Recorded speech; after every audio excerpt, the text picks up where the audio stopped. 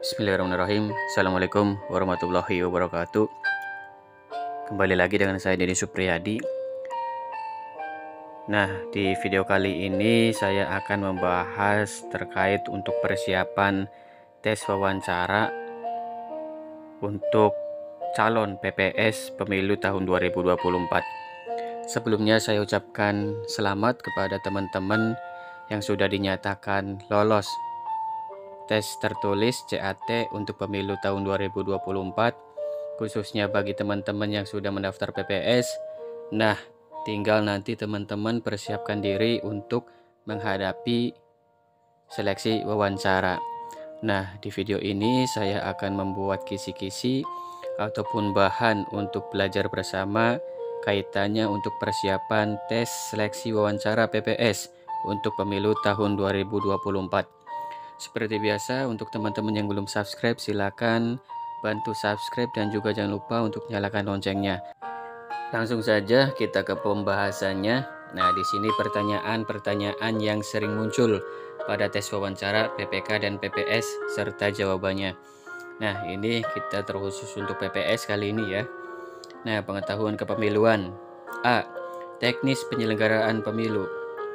Apa pengertian pemilu? Dalam pasal 1 ayat 1 dijelaskan bahwa pemilu adalah sarana kedaulatan rakyat untuk memilih anggota DPR, anggota DPD, presiden dan wakil presiden, dan untuk memilih anggota DPRD yang dilaksanakan secara langsung, umum, bebas, rahasia, jujur, dan adil dalam NKRI berdasarkan Pancasila dan Undang-Undang Dasar Republik Indonesia tahun 1945. Nomor 2, sebutkan dasar hukum pelaksanaan pemilu.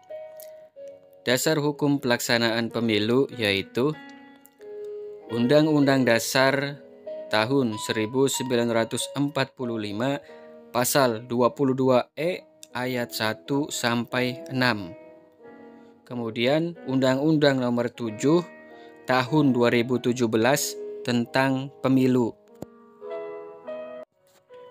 Nomor 3. Sebutkan regulasi lain yang mengatur penyelenggaraan pemilu, yaitu peraturan KPU, peraturan Bawaslu, dan peraturan DKPP. Nomor 4. Sebutkan asas pemilu. Pemilu dilaksanakan berdasarkan asas langsung, umum, bebas, rahasia, jujur, dan adil. Disingkat Luber Jurdil. Hal ini berdasarkan Undang-Undang Nomor 7 Tahun 2017 Pasal 2. Di bagian ini juga kemungkinan disuruh jelaskan maksud dari Luber Jurdil. Siapkan saja apa maksud dari Luber Jurdil tersebut. Nomor 5. Sebutkan tahapan pemilu tahun 2024. Ada 11 tahapan pemilu 2024 yang terdapat pada PKPU nomor 3 tahun 2022. Yang pertama, perencanaan program dan anggaran serta penyusunan peraturan penyelenggaraan pemilu. Yang kedua, pemutakhiran data pemilih dan penyusunan daftar pemilih. Ketiga, pendaftaran dan verifikasi peserta pemilu. Keempat, penetapan peserta pemilu. Kelima, penetapan jumlah kursi dan dapil. Keenam, pencalonan presiden, wakil presiden, serta anggota DPR, DPD, DPRD provinsi, dan DPRD kabupaten atau kota. Ketujuh, masa kampanye pemilu. Kedelapan, masa tenang. Kesembilan, pemungutan dan penghitungan suara. Kesepuluh, penetapan hasil pemilu. Dan ke-11, pengucapan sumpah atau janji presiden, wakil presiden, serta anggota DPR, DPD, DPRD provinsi, dan DPRD kabupaten atau kota. Nomor 6. Siapa yang menjadi peserta pemilu? Yaitu yang pertama, peserta pemilu sebagaimana dalam PKPU nomor 10 tahun 2022. Peserta pemilu anggota DPR, DPRD adalah partai politik. Peserta pemilu anggota DPD adalah perseorangan. Peserta pemilu presiden dan wakil presiden adalah pasangan calon yang diusulkan partai politik atau gabungan partai politik yang memenuhi syarat pencalonan. Nomor 7. Sebutkan dasar hukum yang mengatur kepartaian atau partai politik.